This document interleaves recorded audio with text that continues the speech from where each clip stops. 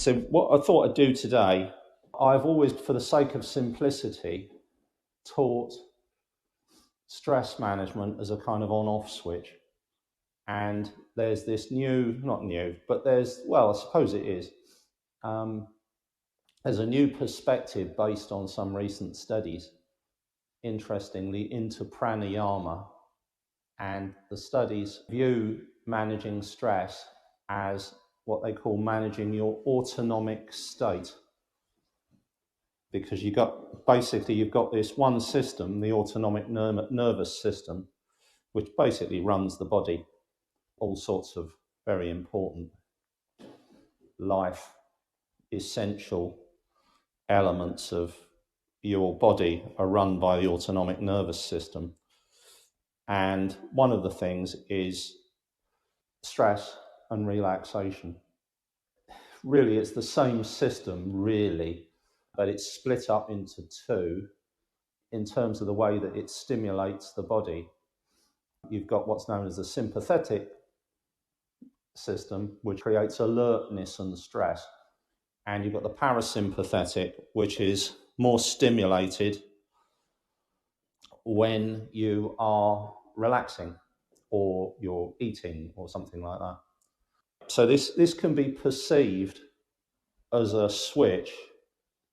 Either your sympathetic nervous system is operating or your parasympathetic system is operating. Or more subtly, you can view it as a dial. So you're able to dial it up and dial it down. You can do that if you've got enough tools. I talk about physiological hacks a fair bit. This is another thing. So all of these names for things that are 3,000 years old. So the latest name is a thing called biohacking. So you hear all these people, PhDs have popped up with books about biohacking, where you're hacking your body's systems. And one of the key ways is through the breath. And also through relaxation. Relaxation doesn't get enough emphasis in all of this. And one of the reasons for that is the breath is easy to teach and quick. When I teach in an organization, for example, I'll teach them what they now call biohacks. So I spoke to a young lady from an organization that I taught in last week. I said, how did you find it? I mentioned put your tongue against the sharp part of your teeth to help you relax your jaw. And she said, that's changed my life, because she's one of the 20% of our society who find that their jaws are tight. They grind their teeth at night or during the day, and it's very, very common. That's one of the tools, and you can view that as a biohack. Hands up anybody who's on the pranayama course. I think it's one of the best things I've done. The last thing I've done is always the best thing I've done. There's an element of that. That, for example, was a whole lot of these breathing practices, and they all have effects on our stress in a different way. The thing that made the most difference for me with my stress, in terms of helping me to intervene in it on the rare occasions that I needed to do that, was what I call the relaxation response. That's what I use. Let's say it's a new group of difficult people that I'm teaching, and I notice my stress level growing, then that's what I'll do. Now, I've added to it. It's actually a fair bit more powerful now. And the things that I've added to it have come through what I've learned from a couple of research papers, interestingly, one about mice and another about vision. That's extrapolated itself into some changes in the practice. The two-part in-breath is the thing that I've discovered that's made the greatest difference. You know, little kiddies, when something's not fair and they cry, they don't go, it's not fair, wow, they go, huh. It's not fair. So you notice that basically we've got this, it's a genetic element of our experience. So we learn it when we've got it when we're children, and children do this. It's not fair. Now, of course, because we're adults and we're tough, we don't cry. And if we did cry, we'd try to not cry like children. And so what's happened is we've lost the capacity to be able to do this. And it makes a big difference for most people. The other thing is really interesting. This is the key to another state-changing biohack. When you put all of these together, you put my originals one, which is pranayama, where you're extending your out breath. So just making the out breath longer, you're spending more time in parasympathetic mode, so the dial's moving away from stress. We've now also got something on the in-breath, and there's also something else we can do with our vision. And what I have to do is take you on a little journey of meditation. Let's experiment with the mirror meditation. This room is probably big enough for you to be able to do this. But as well as that, if you've got a view outside, that will work as well. If you go to the east or the far east, you'll see many Buddha statues. A lot of them are meditating. Very often, you can see that their eyes aren't completely shut in the statues. Very common, that. And there's a little smile to them. There's always a little kind of Mona Lisa style smile. And their eyes are half shut or they're looking down a very long way.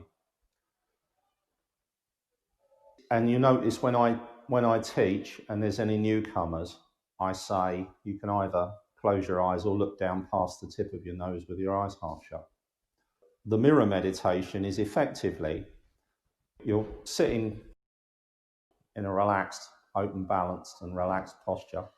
I've just put up a YouTube video on 2020meditation.com and a podcast, both with posture. And it's a 10-minute talk on posture. I go into it quite deeply. It's worth a listen. So with the head balanced comfortably still, because when we're looking down, there's a tendency to tip the head down. We don't really want to do that. Look down 45 degrees in front of us and allow the eyelids to drop a bit. Now, all we can really see is what's directly in front of us.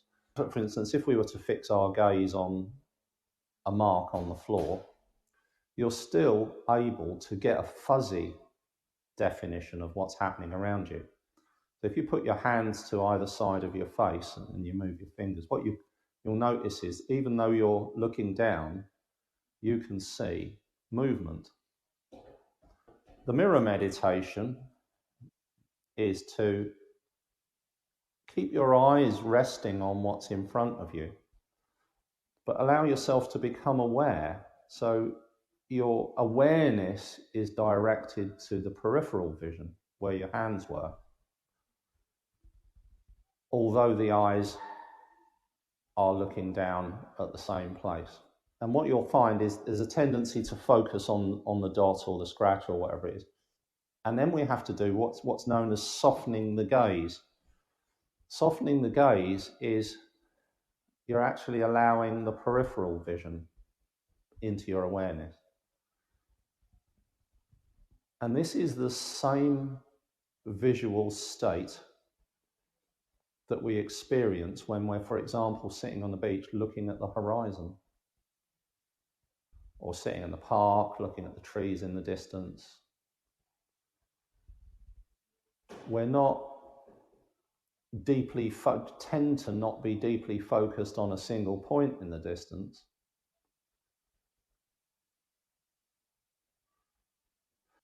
It's easier to notice the difference in having a softer gaze if when you're breathing out,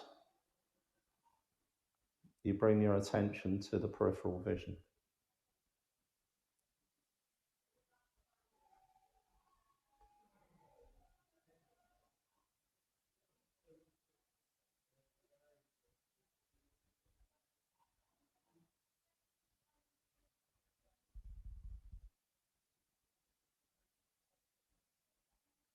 And so you can experiment with this.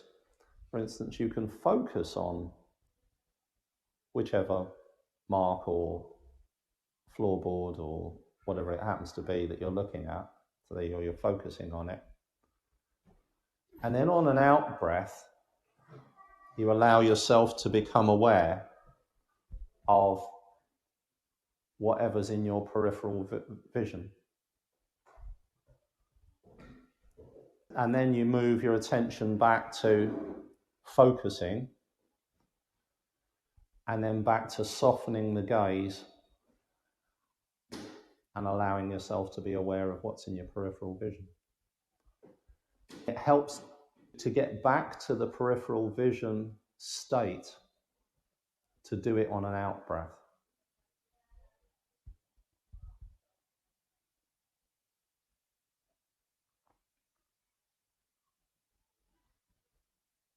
This is actually quite challenging, it's quite tiring. What we're doing is we're doing something consciously that we only ever do unconsciously, which is to move the focus of our awareness through our vision.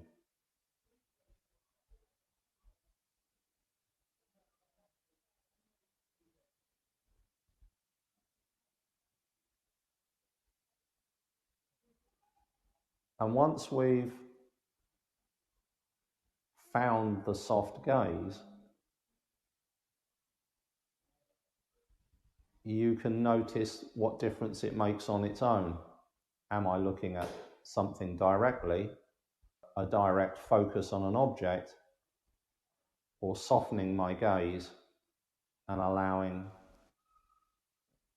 all of my vision to be to have my awareness equally.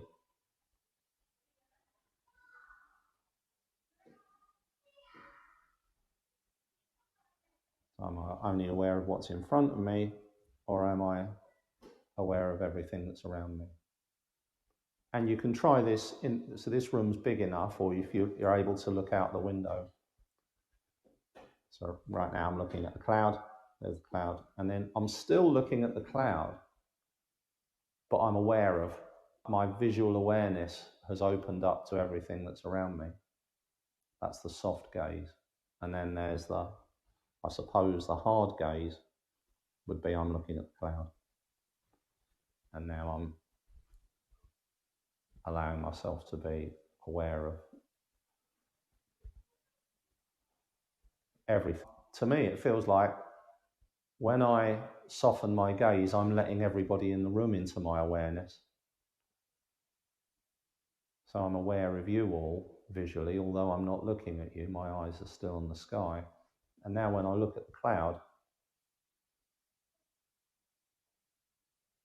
it's a hard focus. And then back to the soft gaze. The mirror meditation itself is, when we're doing that, looking down at a spot, but allowing ourselves to be aware of what's happening around us. And then the other thing we can do is just let our vision go free, so that the eyes will look at whatever they choose to look at and play with that on-off awareness of the entire visual field, or awareness of some element, an element of what we can perceive the entire visual field. And notice that it's also, at first, it always takes a few seconds. There's actually a lag to move from one state to the other.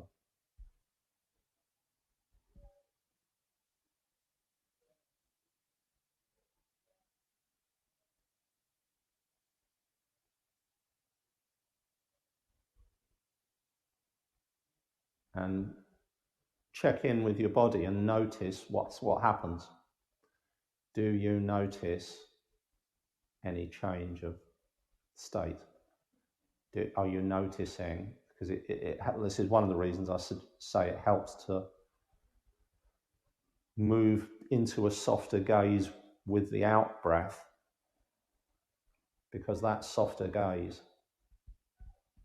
part of the movement of the dial over towards relaxation from stress. So this is why we like sitting on a hill looking into the distance, sitting on the beach looking at the horizon.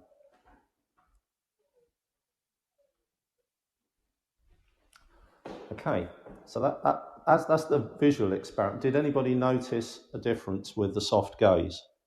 This is something, because it's so subtle and different, that we need to do it when the sun's shining.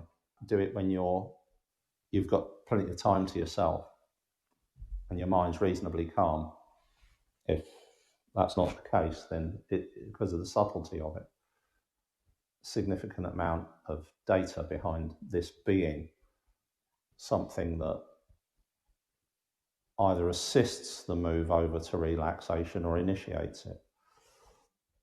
So that's another element to the relaxation response. It's a single in and out breath.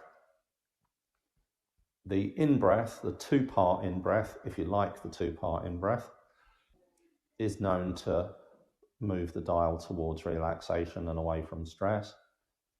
And extending the out-breath and relaxing, the thing that takes months or years, is the capacity to relax different parts of the body.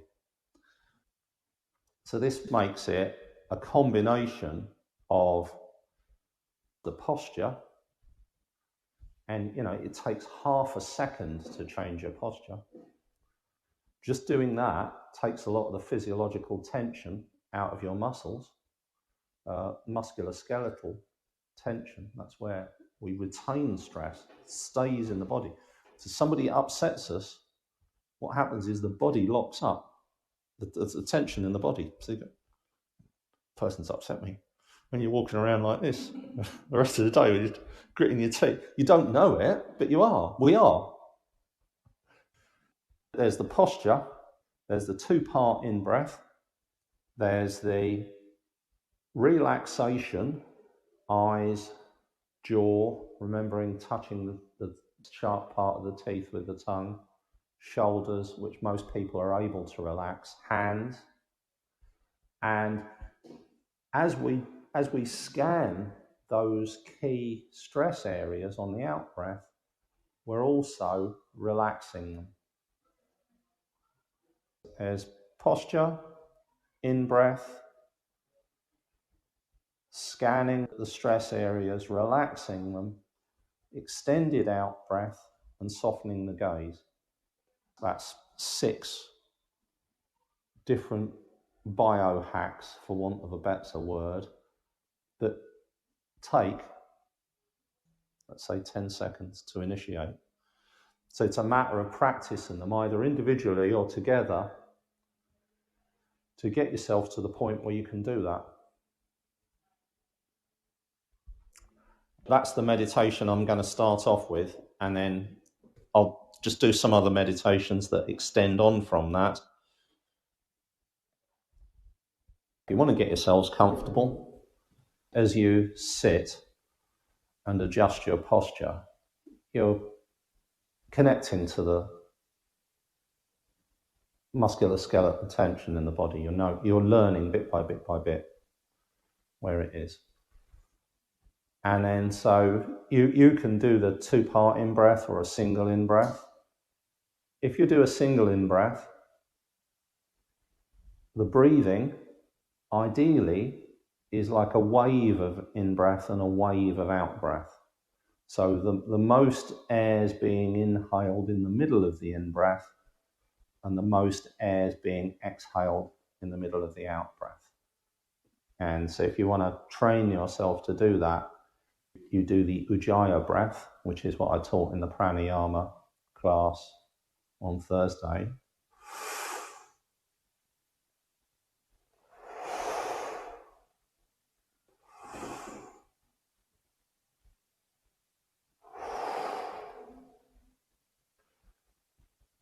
So first the posture,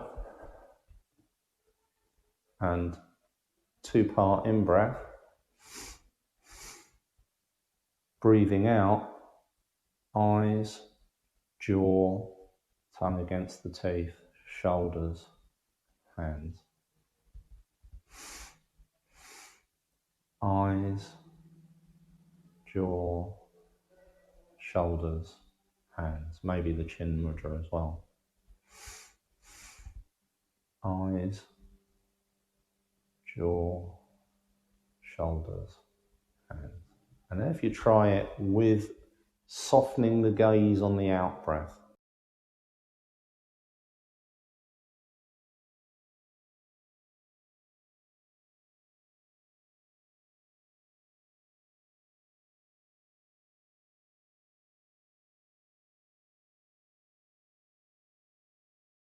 And then just noticing the breath.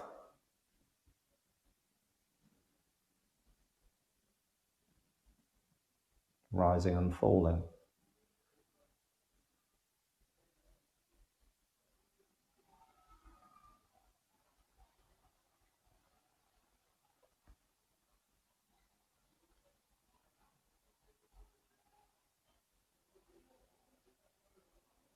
Just the movement. So we want to separate the movement from all of the rest of the breath. And the way that the great teacher that made this famous taught it, Mahasi Sayadaw, his teachings is a PDF on this online, you can find it. And he suggests placing the fingers there.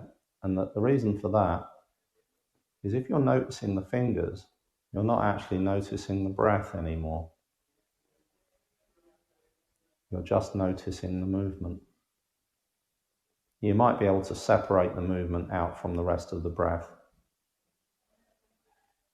by just noticing the movement of the belly. But I find it does help to place the fingers on the belly and focus on the movement of the fingers.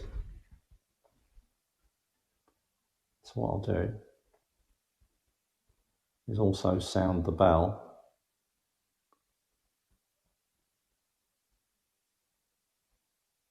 So that we can notice the movement of the sound of the bell as it moves through time.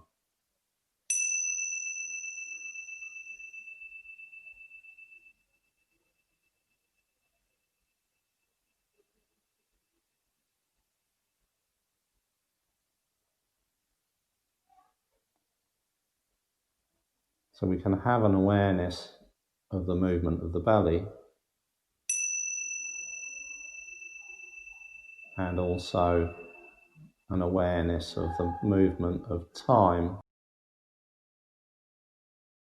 through the bell,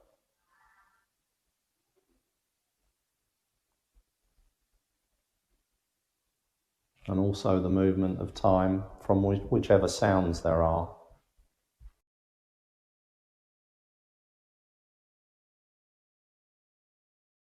But notice that the movement of the belly is also marking time.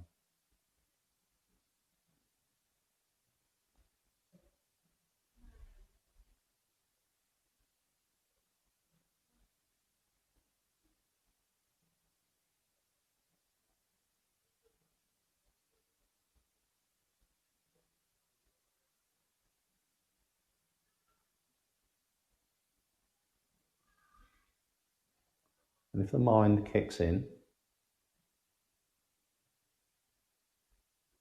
we can enlist the inner dialogue to note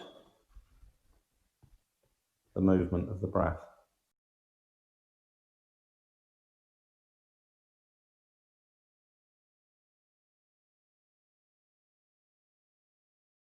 By saying in the mind, rising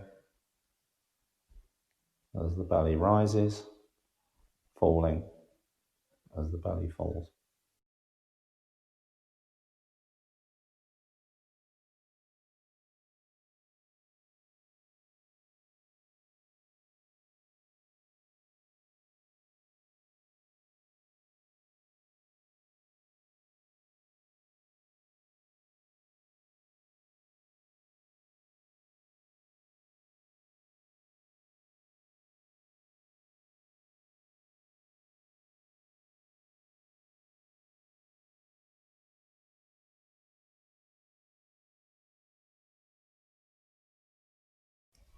rising, falling.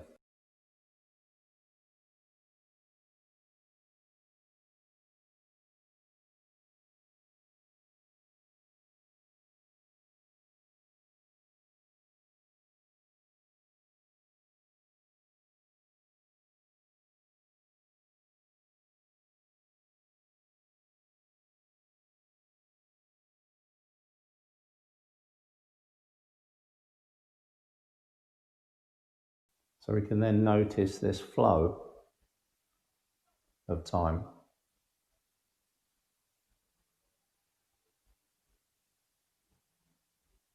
There's the sound.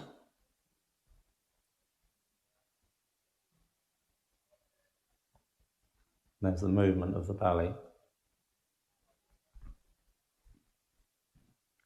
And there's the mind.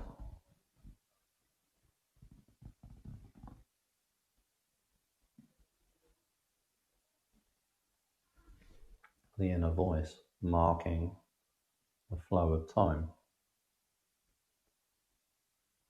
Rising, falling.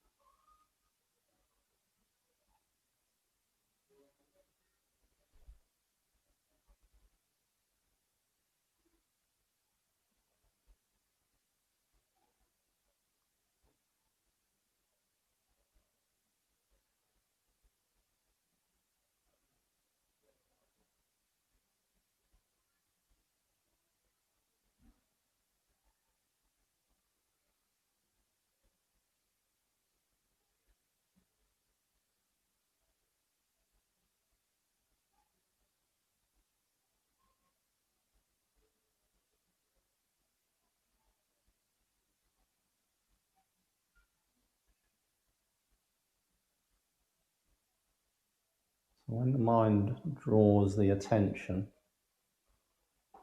away from the breath,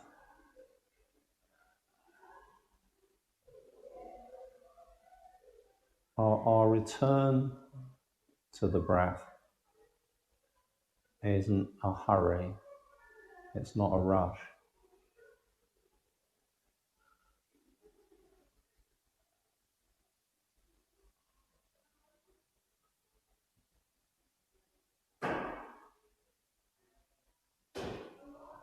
If irritating sounds arise,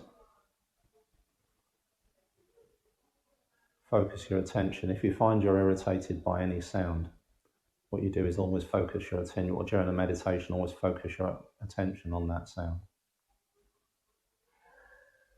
And you're noticing it moving through time.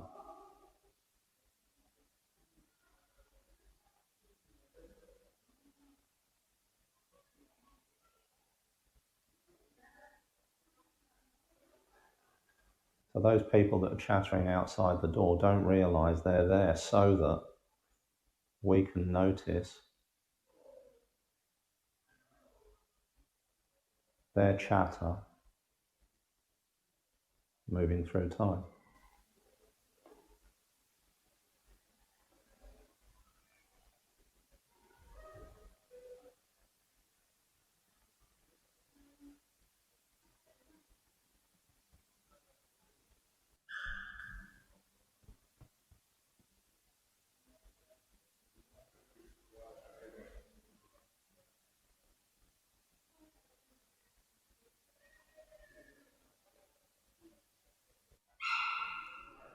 And then the movement of the breath becomes something in the background that helps us to notice the movement of time.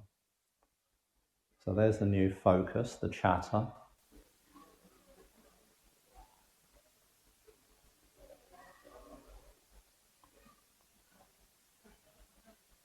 Just noticing that moving through time.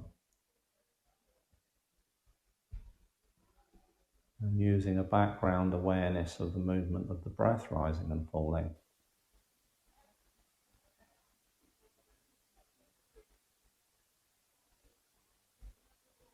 To help us notice that movement through time.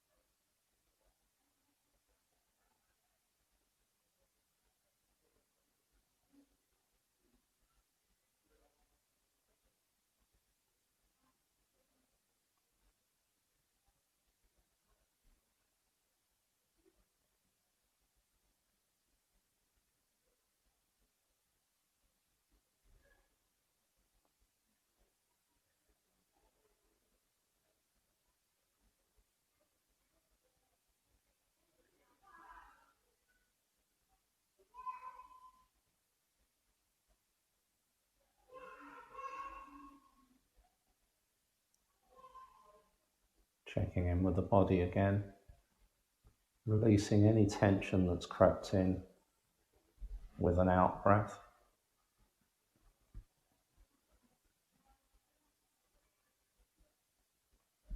And then back to noticing whatever sounds there are, or if we're in a very quiet place, the movement of the belly.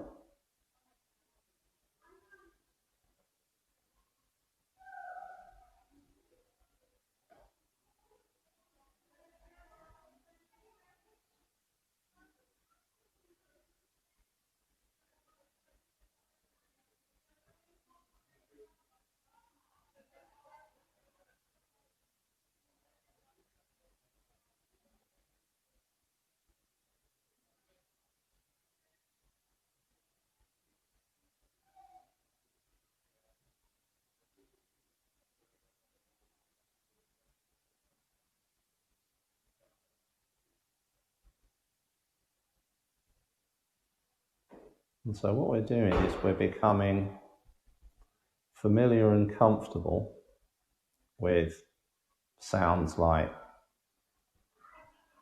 people chattering,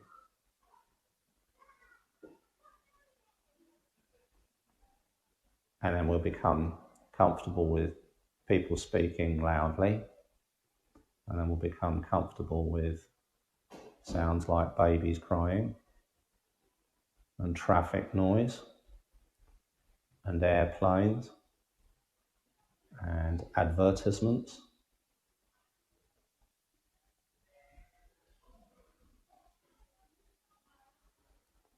And this is how we meditate in an urban centre.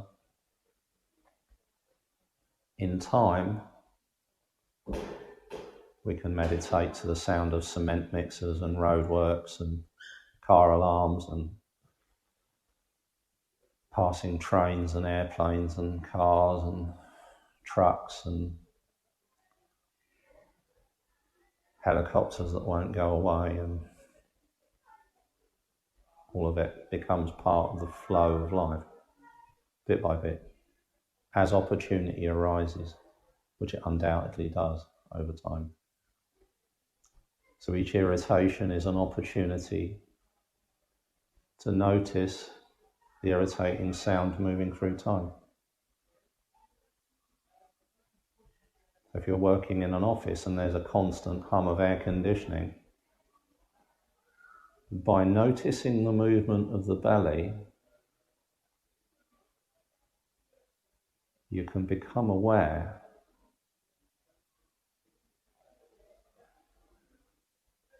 of the air conditioning hum moving through time.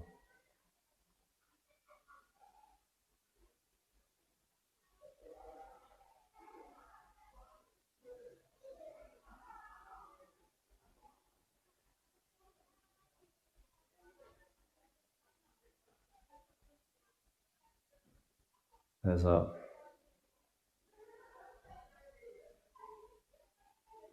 thing to keep in mind is that if the irritation keeps, all right, so we've learned to view these sort of sounds as irritation. So it takes a while to get to the point where they've just become neutral, which is pretty much what they are. And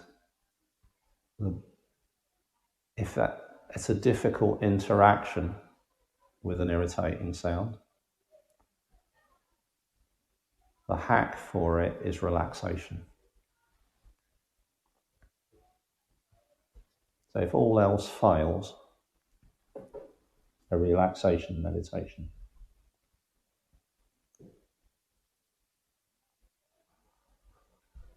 First key to relaxation is posture.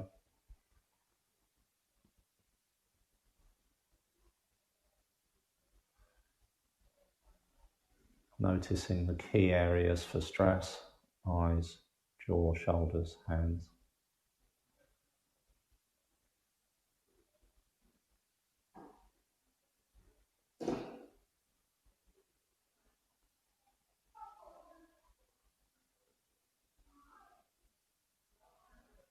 Tongue gently against the sharp part of the bottom teeth.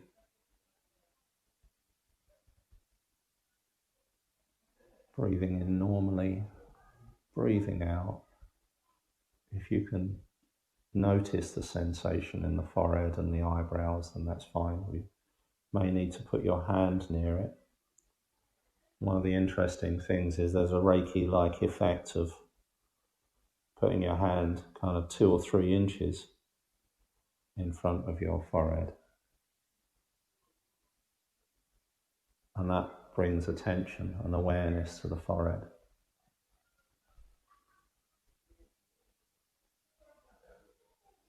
And so on the out breath, releasing tension from the forehead, moving the awareness down, forehead, eyebrows, eyes and cheeks.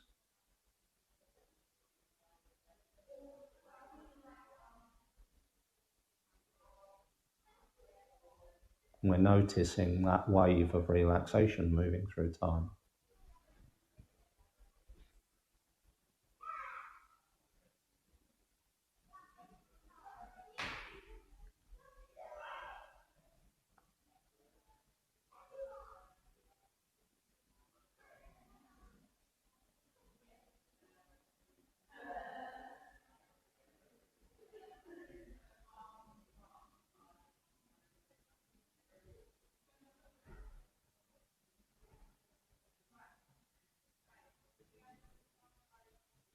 And then the same thing, the mouth and lips, jaw and throat.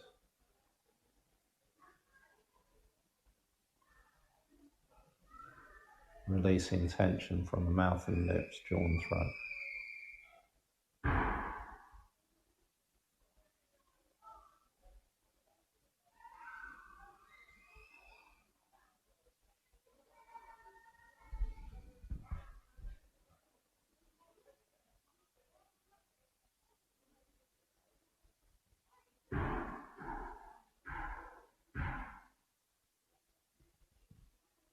And now move on to the back and sides of the neck and shoulders.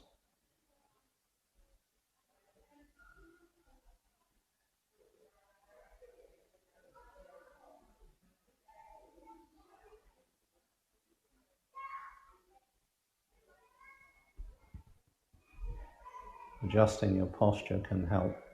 You can actually notice the difference through the process of relaxing back and sides of the neck and the shoulders, because we're more sensitive to tension there. You can try it and then you can adjust your posture just a little bit and notice the difference that something like moving your elbows back an inch or 2 makes.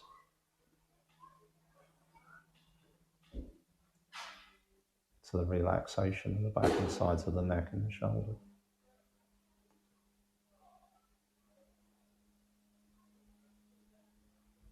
And notice this helps to neutralize whatever irritating sounds there are.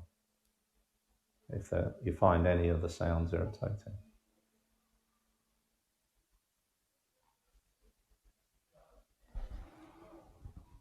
And now the hands, just letting the tightness out of the hand.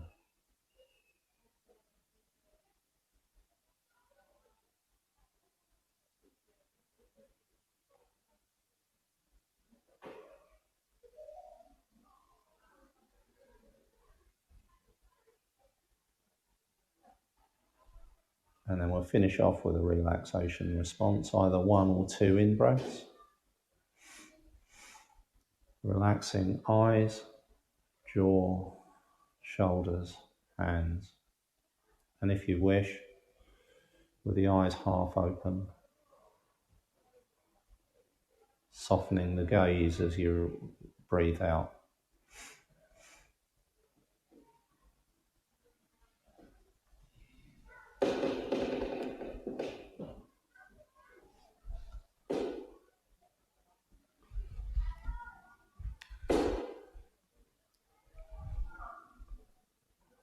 And then whenever you're ready,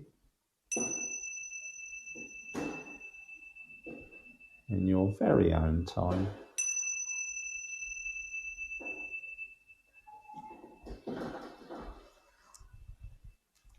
gently return your attention to your surroundings.